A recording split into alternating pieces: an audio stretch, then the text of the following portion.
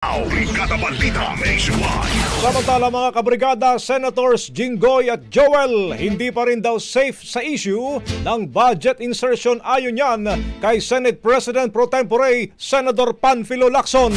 Brigada Ann Cortez, ibrigada mo! Brigada Live Report. Iginiit ni Senate President Pro Tempore at Senate Blue Ribbon Committee Chairperson Senator Ping Lacson na bagamat nagkaharap na kahapon sina Senator Joel Villanueva, Senator Jinggoy Estrada at maging si dating Assistant District Engineer Bryce Hernandez ay hindi nga raw ibig sabihin ito na lusot na sila pagdating sa usapin ng budget insertion.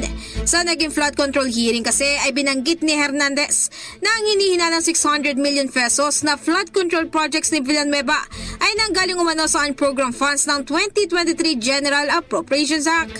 Sa dokumentong nanggaling kay Senate Committee on Finance Chairperson Senator Win Gatchalian, lumalabas nga na mayroong 7 o 8 items sa 2023 GAA ang nagkakahalaga ng tig 75 million pesos na kung pagsasamahin ay aabot nga talaga sa 600 million pesos. Samantala nasilip naman din ang opisina ni Lacson sa regular budget ng 2025 GAA ang tinutukoy ni Hernandez na 355 million pesos na infrastructure project umano ni Estrada sa Bulacan. Nilinaw naman ni Lacson na pinayagan niya ang dalawang senador na harapin ang nag-aakusa sa kanila bilang pagkilala sa kanilang basic right.